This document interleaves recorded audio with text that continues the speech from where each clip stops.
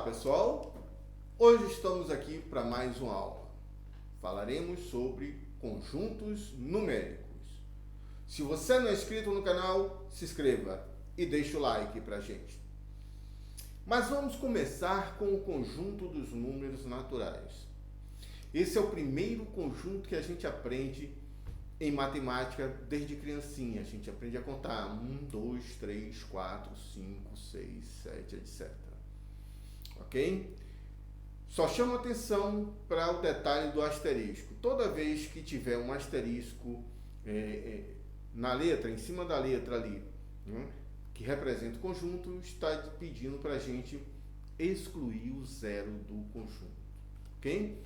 Como eu estava falando, esse é o primeiro conjunto que a gente aprende na matemática, né? Que a criancinha aprende a contar e fazer suas primeiras continhas de matemática. Se você perguntar a uma criança quanto é 2 menos 5, ela vai dizer para vocês, sabe o quê? Não pode. Eu não posso subtrair 2, né? Subtrair 5 unidades de 2, eu não posso fazer isso. Se eu tenho 2, como é que eu vou tirar 5? Ok? Sabe por que ela responde isso para você? Porque ela ainda não estudou os números inteiros. Pois bem, quando ela estudar os números inteiros, né, ela vai conhecer os naturais e os seus opostos. Os números inteiros formados pelos números naturais e os respectivos opostos a ele. Menos 1, menos 2, menos 3, menos 4, menos 5, etc. Então ele cresce tanto positivamente quanto negativamente.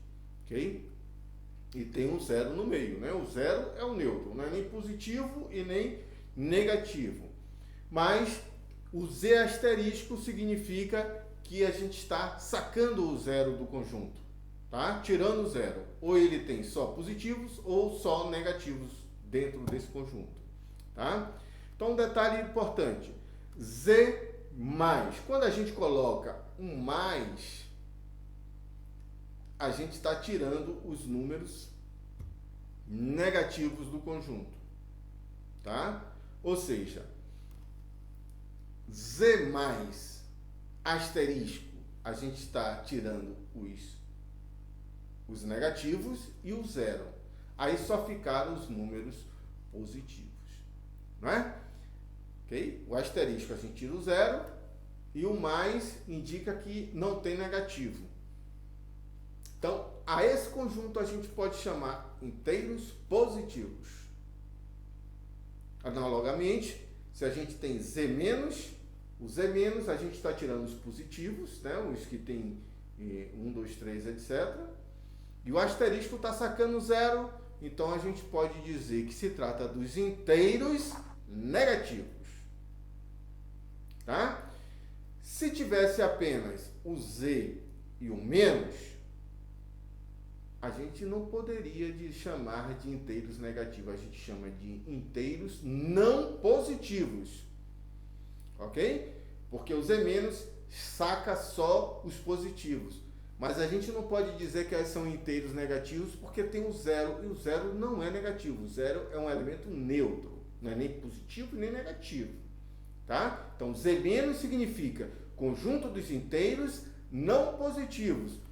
Consequentemente, Z mais, né? Z mais, você exclui os negativos, fica praticamente o conjunto dos naturais. E aí você pode chamar inteiros não negativos, ok? Então, Z mais inteiros não negativos. Por causa do zero, você não pode dizer que é positivo. Mas se você coloca um asterisco, fica Z mais asterisco, você pode dizer que se trata dos inteiros positivos, né? Mesma coisa do negativo, né? Se você tem Z menos, você não pode dizer que são os inteiros negativos, porque vai constar o zero. Mas se você bota o asterisco excluindo o zero, você pode dizer categoricamente que se trata dos números inteiros negativos, ok? Então, a gente observa aí nesse gráfico que o conjunto dos números naturais está contido no conjunto dos números inteiros, ok?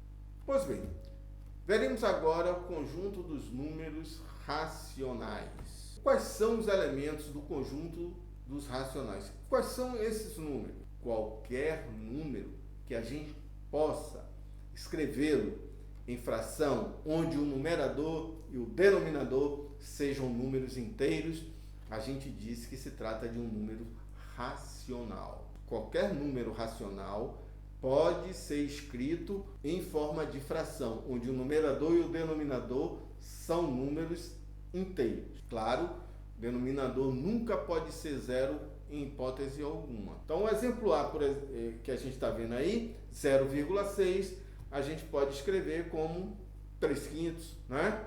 Ou 6/10. Né? Menos 1,5, a gente pode escrever como menos 3/6. Né? Uma dízima periódica, né?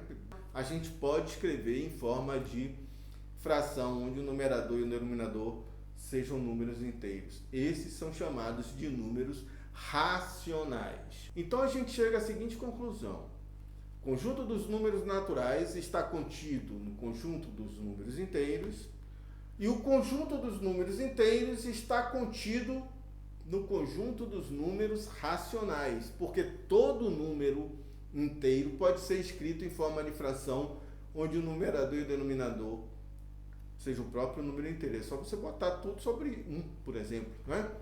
3/1, 4/1 é 4. Você pode escrever qualquer inteiro, né, em forma de fração, inclusive o 0/1. 0 sobre qualquer número é 0. Né? A gente não pode ter 0 no denominador embaixo, mas em cima não tem problema. No numerador não tem problema. Mas existem alguns números que a gente conhece, né? A gente trabalha muito com esses números, inclusive, que não é um número racional. Por exemplo, raiz quadrada de 3, raiz quadrada de 2, né? Vai dar um número decimal e que você observa, né? Se você tiver alguma calculadora de precisão, ela vai dar quantidade de casas decimais e você vai observar que ela não se repete em momento algum, nem raiz de 2, nem raiz de 3.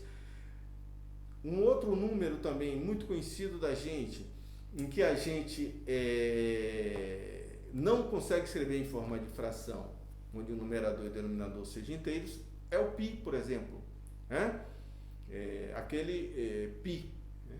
Que é 3,14, a gente considera 3,14 para efeitos de cálculos, mas ele tem infinitas casas decimais e que não se repete, não é periódico, ele não tem uma sequência de números que se repete no final. Esses alguns números são chamados de números irracionais. Então, os números irracionais são esses que a gente não consegue escrever em forma de fração, onde o numerador e o denominador são inteiros. Se a gente pega os números racionais e faz a união com os números irracionais, a gente vai encontrar o que a gente chama de números reais. Ok? Então, os números reais é a união dos números racionais, que são os naturais, os inteiros e os racionais, né? Com os irracionais, englobando também esses números que a gente chama de irracional. Então, esses dois conjuntos, racional e irracional, formam o conjunto dos números reais. Ok? Então, a partir de agora, qualquer desses números, a gente vai considerar número real. Por hoje vamos ficar aqui. Grande abraço para vocês e até a próxima.